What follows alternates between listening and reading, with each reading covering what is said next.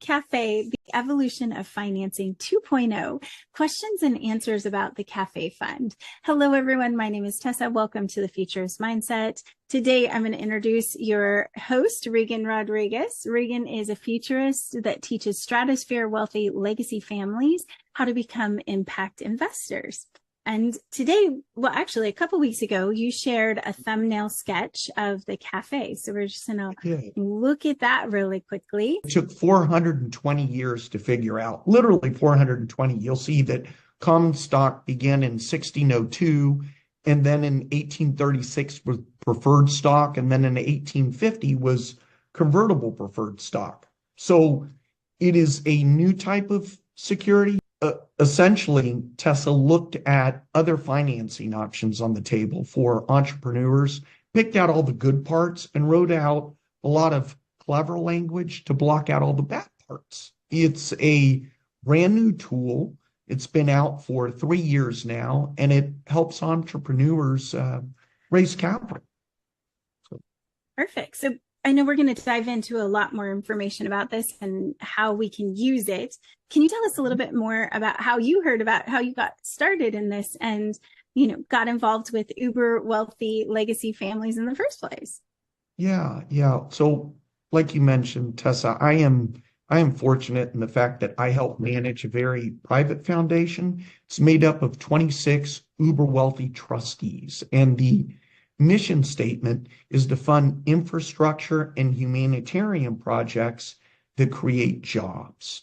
Okay, not just construction jobs, but sustainable jobs. We do not do debt. Okay, why? Because I don't like debt. I don't want debt for myself. So why would I want to place my clients with that burden? So instead, we take equity. So our program works for some people and others prefer a debt loan. And we don't care either way. Right? Number one, we do not solicit or induce clients to work with us. You have to be invited to the dance, if you will. So we only partner on an invitation basis. We're the silent partner, but we are very hands-on, and we take on our fiduciary duty very seriously as I take on great responsibility in that role. Something else I was thinking, I was also quickly kind of introduced to a new world. As you might imagine, Tessa, when I started with this group, I was introduced to something I had not heard of called Wall Street lobster dinners at 3 o'clock in the morning. So I'm now used to it when I get a text and it says, just landed. Do you want to meet up for dinner at the Fontainebleau in an hour? Or do you want to meet up in South Beach? So I was referred to an attorney friend of mine to this kind of family office out of the south of France. And they then referred a technology company to me, and their CEO is also out of the south of France. And he had launched this new type of security. And he thought that, I might be interested in working with him on the finance side. So I took a look at this and I thought to myself, I've never seen anything like it before, right? So I looked at all the documentation with my attorney. We went through everything, or my attorney went through everything meticulously. And although the documentation wasn't what I wanted it to be, it had everything I had hoped would be in there. So I was then asked by this technology company to work as an advisor to hedge funds, to private equity groups, to help them use this type of security. And what this technology was finding was that all of these entrepreneurs also had financial questions. They had questions about the company's value, or about the cap table, or how the economics of the security works. Both the family office that was out of the French Riviera, I didn't want to say south of France because I thought it sounded pretentious again. Oh. So this time I thought I'd say the French Riviera, right? So the family office that's out of the French Riviera, which supposedly sounds more humble, according to me, they are actually now, it's funny I say this, they're now actually based out of Connecticut. So Joris, their CEO, is out of Connecticut, if that's not pretentious. And they wanted my help. So I jumped in. And that's the CAFÉ Fund, is that right? Yeah, that is the CAFÉ. Mhm. Well, can you tell us a little bit more about what it does and, what does that even stand for? I think we'll start there. Sure. That's a good question. Continuous agreement for future equity. That may ring a bell for a lot of entrepreneurs because the immediately previously security that became very successful was a SAFE, which is a simple agreement for future equity. Essentially, what a CAFÉ is an equity security that has a fixed dilution. Okay, so think about this. It's open-ended. It can be open and raising money for as long as you want it. As long as you want it to. There's no cap on the amount of money that the company can raise. So the CAFÉ, it's a digitized security, which trades on an automatic market trading system. And it's essentially, that's what I wanted to say, revolutionary in the sense that any accredited investor can buy these securities. It's sometimes most helpful to explain it by telling you what it does in comparison to other types of fundraising. Yes. So if you'd like, I can give a few examples Yes, of that. that'd be good. Mhm. Yes, please. Yeah. So dilution is the first big difference. When you raise money with a CAFÉ, the amount of dilution for your ownership that you're going to experience, it's not really known when you raise the money. It's dependent on the pricing on the next financing round. Typically, it's a Series A. So when you do a future raise, the pricing of the future round drives the amount of dilution of your SAFE. So a business owner will not necessarily know how much ownership they're giving up when the SAFE then converts. I'm sure that's dangerous and terrifying. Yeah. So if Yeah. I'm raising money in the future and I don't know how much of my company I might give away, I might give 5, 50, 60. I mean, that's not the best option for most people, right? I'm glad, and see, you understand this well, because I know you've been working with me for a while and work with a lot of my clients. So you're right. You're a It's good a wide, teacher. yeah, thank you. It's a wide range. Now, if you're working in other type of securities, unlike the SAFE. Now, if there are any attorneys that are listening to this, they might say, well, I mean, there are things in the documents that you can do to cap it. Yeah, you can, but essentially it won't be known until that future raise. So a CAFÉ, exact opposite. The CAFÉ, you, the owner, determine what percentage of ownership you're willing to allocate to the money you raise in a CAFÉ. And that's it. It's done. Doesn't matter how much money is ultimately raised with the CAFÉ. The other thing I thought of, number 2, a SAFE or convertible note, which is the same thing. You essentially decide how much money you need and you find some investors. They put money into your business and you're done. If you want to raise 500,000 or $1 million, once you achieve that number, the offering is over. With a CAFÉ, it's the exact opposite. You may still target a $10 million or $200 million raise, but once you raise the money, the CAFÉ remains open and investors continue to invest money into the CAFÉ. Gotcha. So you might be targeting 10 million, end up with 12 million or 30 million even. Yeah. I think maybe the most important from an investor's point of view is that these securities, they're called tokens because they're digital assets. So you're right. I'm glad you brought that up, Tessa. These tokens that investors buy into the CAFÉ after a 12-month holding period can be sold. So there's a liquidity feature with a CAFÉ that does not exist with a convertible note or a SAFE. Essentially, if you're an investor with a SAFE or a convertible note, you have to wait until what? Until they mature and then you get your money back. Because why?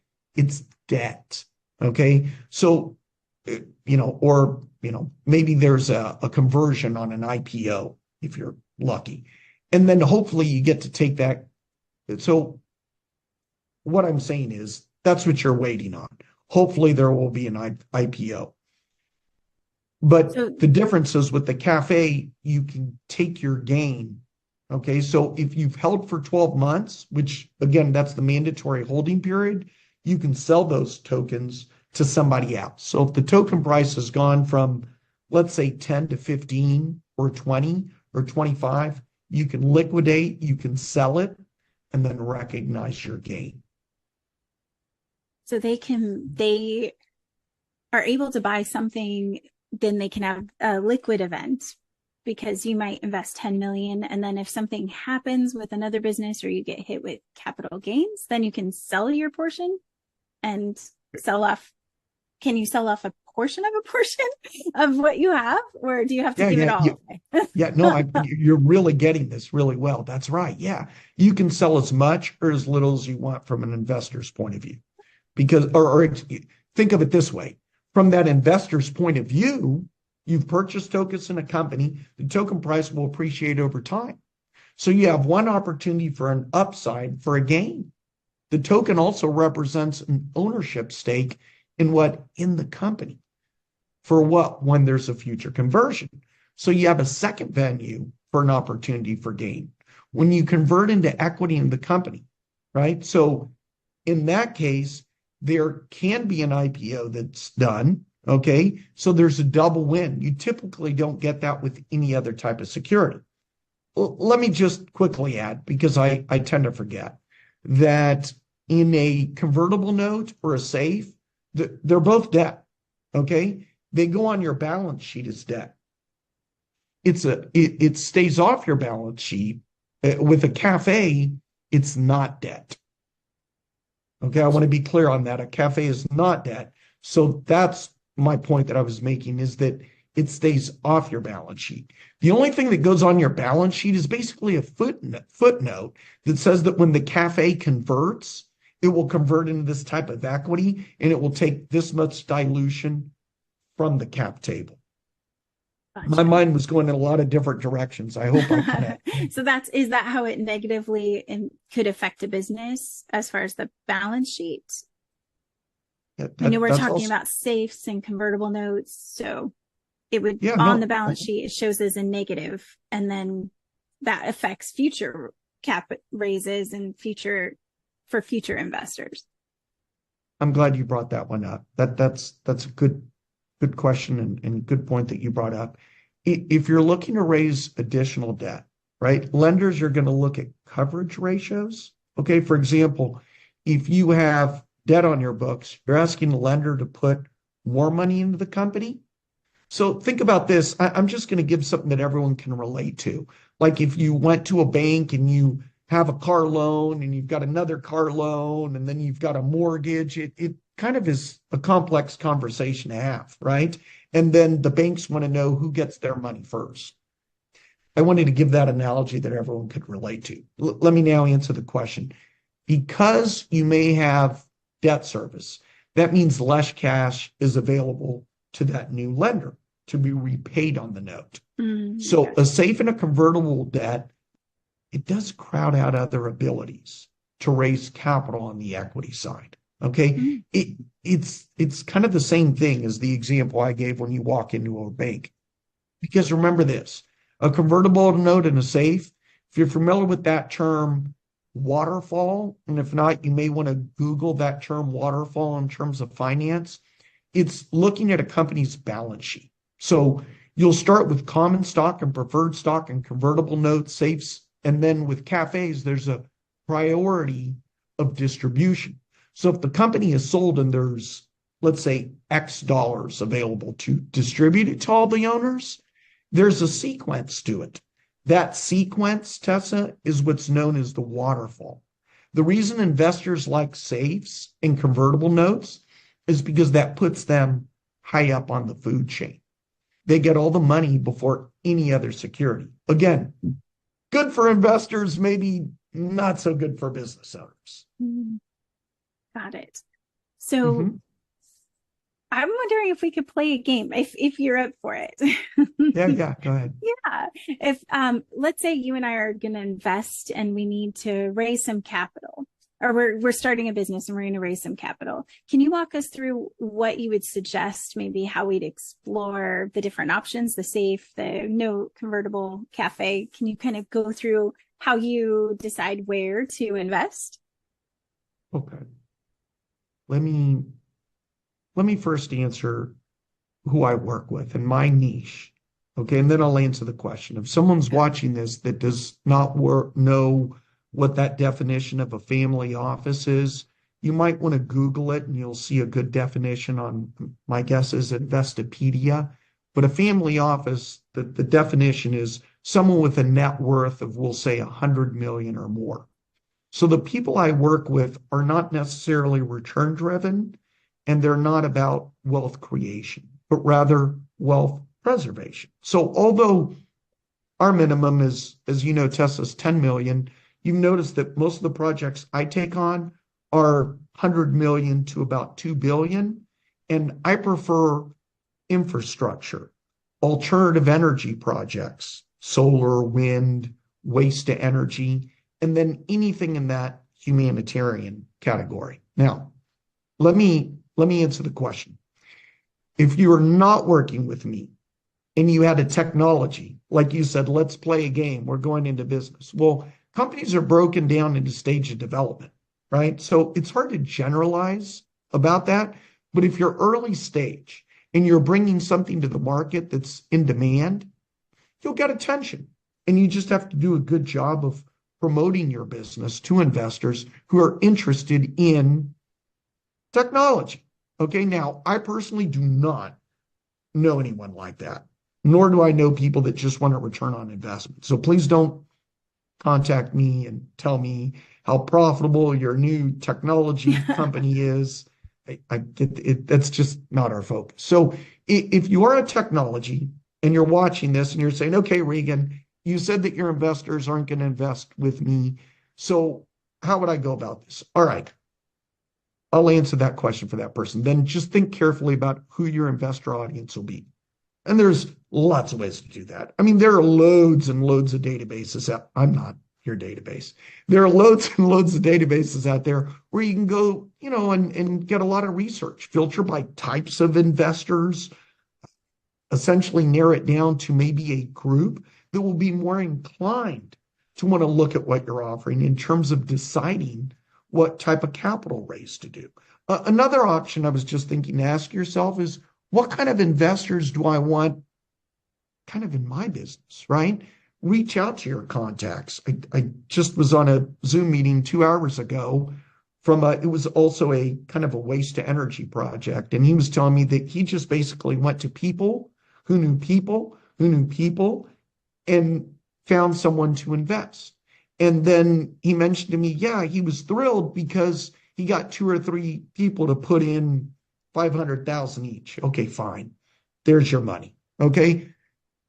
The problem with that path is that you get a small number of high dollar investors, and they kind of think by default that they have some degree of influence over how you run your company. These people are experienced, also not the type of people I like to be around or speak to. Typically, here's why I don't like those kind of people. Because they're investing in your company because they might know something about your product or service, and they want to express their point of view on how you ought to do things. And I know what you might be thinking, Tessa, is, well, isn't that a good thing? Sometimes that creates conflict. Mm-hmm. You may have an entirely different vision of where you want your business to go, and you're going to bump heads. The beauty of the CAFÉ is that the ownership tends to be more widespread, more diverse. If you read about it in the press, a CAFÉ is often called the democratization of equity. And what that means is that if you have followers, if you have customers, anybody who can meet the accreditation requirements, they can then invest in your company. So the most successful companies that are using cafes have some type of humanitarian related service. Anything that has a more of a widespread application is perfect for a cafe, because your customers can also then own a piece of the company. So my advice is, if you're a traditional company bringing a traditional product or service to market, it's okay to maybe look at a safe initially, because the security that a safe provides to that investor might attract big dollars for you. But if you're a company that is looking for a wider ownership, a wider community, and in that case, a safe is what you're looking for. Yeah. Okay. Awesome. A safe or a cafe on the wider? Cafe for the wider? Yes. Is more the cafe. Yeah. Yes. Mhm. Perfect. Awesome. Well, and with the cafe, you mentioned accredited. So do the investors have to be accredited to be able to contribute to a CAFÉ fund? No, on the cafe, there's a way around that. Let me kind of, and I think, are you also asking me? I'm curious if you can put that out on social media, because I know there's restrictions on how you communicate about investment opportunities, because sometimes you have to have you're specifically speaking to accredited investors. Okay. There's a few things. So I'm going to answer both of those questions there with it. So no, with a convertible note or safes, you cannot.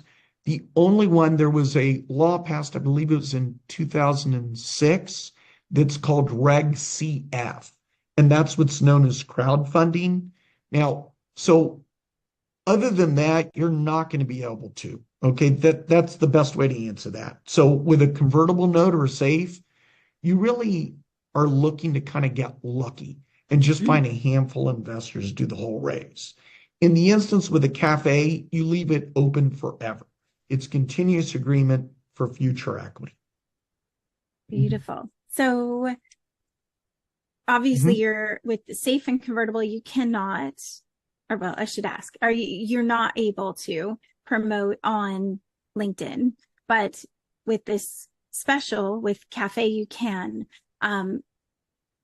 Is that, I'm understanding that correctly, right? Yeah, you are. Okay. You are. I just don't want to get into a lot of And you can reach out to people. No. I just wanted to make sure I understood that right. And that's more for me than for you guys. So thank you for that, because I'm the marketing person who works with people that are raising funds. So I want to make sure everything is all how it should be. So with the safe, can you pick who your investors are? What if somebody wants to join your fund that's a competitor, or somebody that you don't agree with? You just want to be able to say yes or no to people. Is that possible? No. Okay, let me first answer that by saying no. Hopefully that was clear. You don't have that ability. Okay. There is a review process. Okay. So you do have to be verified. Look, guys, I drink my own Kool-Aid. Okay. I have a cafe fund as well. And the benefits I saw on a cafe is that it's low cost, low maintenance. Once it's up and running, it takes care of itself.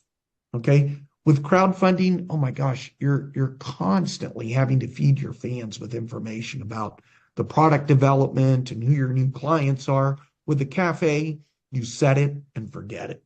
You create it, you broadcast it, you get your investors, and it's off and running. And then the trading that goes on, whether it's an initial buyer of tokens in the cafe or whether it's subsequent secondary trading, which, by the way, can be non-accredited investors, which is an important point to remember. All of that trading activity is basically no touch. They have to be qualified as accredited investors, but beyond that, they're just watching your fund raise the money. Okay. So very good. And that's continuous. So you can get round one and invest 3 to 5 million, and then you're happy with the tokens and you'll be able to sell for more. So now it's been another 6 to 8 months, and you can ask, like, they would come to you if they were working with you for the CAFÉ fund. They'd come to you and say, hey, I want to do this again. Is that right? That's exactly right. You got that part right, because those are the rules. Now, let me answer the question behind the question. I mean, what if there's an SEC attorney listening in? So once you've gotten past the 12-month holding period, you can sell your token to anybody, accredited or unaccredited. Mm. That kind of answers the question. There's legal documentation. In the document, there are about 15 to 20 decisions that you, the business owner, need to make. And that's what we kind of go through, literally point by point with each of these decisions. So that's what my job is as the facilitator, to help you get your cafe up and running. Okay, my job is also to explain the many choices that you're going to have, the pros and the cons of each one, and then help you make the decisions. Let me just give another example here. There are two related decisions that are really important. Number one, what triggers a conversion? Remember, a cafe at some point in the future will convert into some form of equity of what? Of your company. That's the delusion, right? You have to decide what's the triggering events are. What is it that will cause a conversion? And so there's lots of options, right? The obvious one is a sale, an exit strategy, or an IPO. But there are some less obvious too. So, for example, we just thought of one, change of control, for example. We help you understand what all of those options are. You can put in your cafe as many or as few triggering events as you'd like. We walk you through that, right? The related questions, the flip side of the triggering event questions. What does the cafe convert into? And again, I've developed a great deal of kind of choices that you have, and we'll walk through all those options. You may decide it converts into Class B non-voting stock.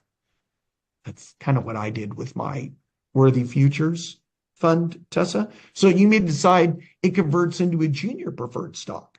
If you're working with me, then I'll give you several strategies here. I'll walk you through each of those, and then we go through different questions, and then when you're done, that's it. You're ready to go.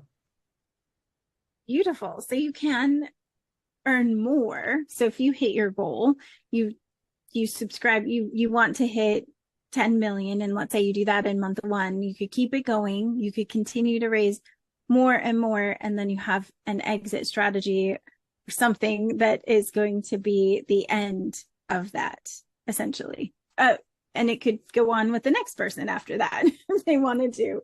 Yeah, that's you're accurate. Yes. Wonderful. Next question. No. Yeah. Although I said yes, let me, and I said it pretty clearly here. I want to answer the question behind the question. Yes, technically an investor can invest as often as they like. And we haven't really talked about the economics of a cafe yet. Remember, for all of you that might be attorneys that are listening to this, when you launch a cafe, you come up with what your targeted raise will be. You might say, I'd like to raise 10 million. You, as the principal of the project, sets the dilution fixed up front. You also set the token price. So if you're looking to raise $10 million and you set a $10 token price, you're going to sell for 1 million in tokens. Okay. You with me so far? So yes. Until that $1 million is raised, all of the investors are paying the same price, $10 per price. Once you reach the $10 million mark, now the dynamic changes. And the platform, the automated trading platform where your securities are held, has an algorithm built in. So after, let's say you've raised $10 million, every additional investment into the cafe causes an adjustment of the token price. So it's based on essentially the cumulative amount of money that's invested in the cumulative amount of tokens that are then sold. I feel I'm getting into too many details here. Let me just say but that's this. interesting. Yeah, so the system automatically calculates that. So last thing I'm going to say, so after the initial $1 million amount is raised, the token price starts to increase, and that's where you end up with the appreciation in the token. Again, if you keep your token for 12 months and the token price has gone from 15, from 10, then you sell it and you take 5 per token. Okay, so the last thing I'm going to say, when you start a cafe, you need to ask yourself, what are we really trying to accomplish here? And then you then have that opportunity to set the amount raised, the token price, and the dilution amount. That's all I'm going to say on that. If not, I could keep going. Go ahead. No, that's perfect. Last question, actually, Yeah. for today. So some people have raised capital in the past that watch us. So I know there's a cost for acquiring capital. How does this compare with SAFE or convertible note crowdfunding in terms of cost? There's a few things I'm thinking on here. Let me do this. It's easy to look at it this way. Crowdfunding, the platforms take anything from 10 to 12%. If you're doing a SAFE, you might have a business broker that you're working with who's then going to help you find investors. And then the legal costs could range from 50,000 all the way to 180,000. It's the time element that is really the most difficult when you do a convertible note or a SAFE. Essentially, you're negotiating an individual contract, for each investor, right? So you'll start out with maybe, I've seen people like this, they start off with a boilerplate of their proposed terms, and then later a letter of intent. But then as each investor kind of comes in, they're going to say, well, I want this, and I also want that. So it's very time consuming. And then there's typically a lot of due diligence that gets involved as well.